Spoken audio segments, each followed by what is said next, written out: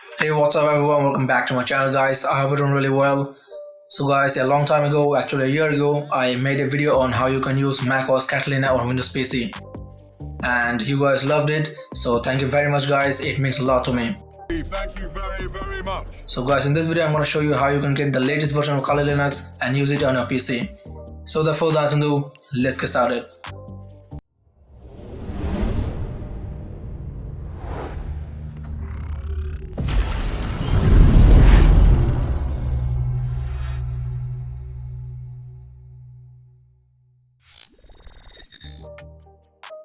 So before starting, I just want to say that you can do this process in both VirtualBox and Hyper-V. But now I'm going to go with the VirtualBox. But later, in one of my other videos, I will show you how you can do that in Hyper-V. The reason I'm not showing it in Hyper-V is that not everyone has Windows Pro Edition. And Hyper-V is only available in Windows Pro, Enterprise and Education. So I will show you that later. So now as always, first you have to download the VirtualBox and install it. Then you can go to the website to download the ISO file of Kali Linux. This is the official website of Kali Linux, and link is down below. Now if you wish, you can also download the ISO file only for VirtualBox or only for Hyper-V. But you can only use them in that specific application. So if you want, you can download them, but I would recommend you to download the original ISO file so that you can use it in every aspect of your life. So if you scroll down here, you can find it and download it quickly. After the downloading, open VirtualBox. As you know, click on New, then give it a name like Kali Linux, and it will automatically select the type and the version. But in the version, I'm gonna choose Debian 64 and click on Next. Then give base memory at least 4 GB, but I'm gonna give it like 6 GB and the processor up to this green line. Then hit Next. Now choose Create Virtual Hard Disk now and give it at least 20 GB of storage. But for smoother performance, I'm gonna give it 30 GB. Then hit Next again and finish it. After that, select the virtual machine and click on Settings. Go to Display and increase the video memory up to 128. And other than that, you don't have to change anything in the display setting. Then go to Storage, and here under the controller, click on this empty. Then you have to choose the ISO file. So click on this disk icon and choose the disk file and choose the ISO file from here. Except these settings, you don't have to change anything here. However, if you don't hear any sound from your virtual machine, then you can try choosing any of these options in the audio controller. And if you want to record anything through your mic, then choose Enable Audio Input.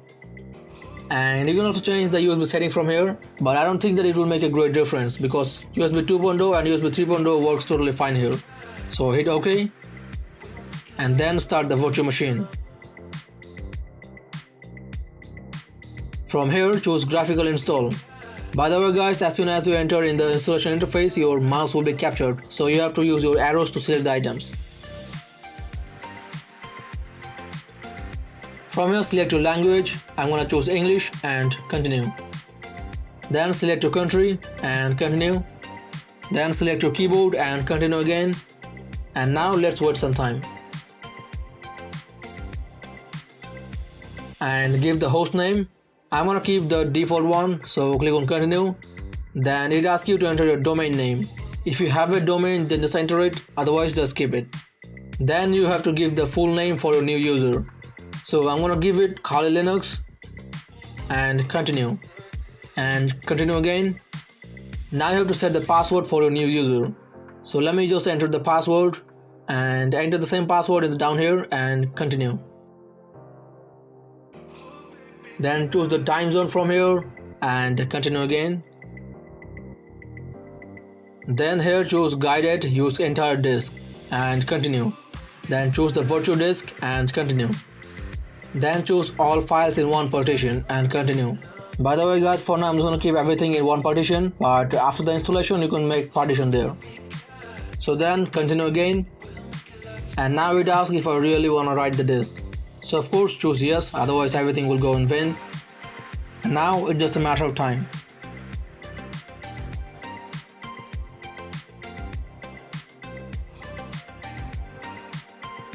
Now it asks you to select the desktop environment. So for the new user, I'm gonna go with Kali's default desktop environment and continue.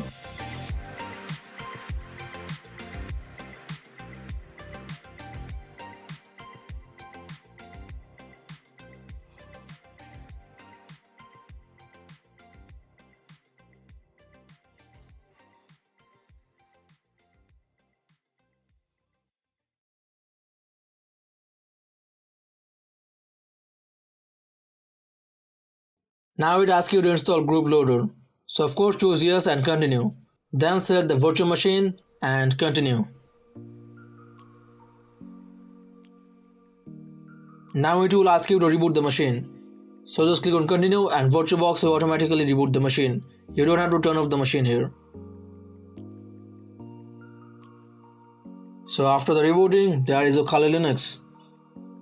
Just enter the username and password and the system is yours. And you can install any package and do your job. For example, like Hydra. Actually, that is my real reason of installing Kali Linux. Why? So that's how you can use Kali Linux in your PC. And thanks for watching to the end, guys. I hope you enjoyed this video. And if you do, please make sure to give it a thumbs up. And also make sure to subscribe to my channel and press the notification bell to get new videos like this.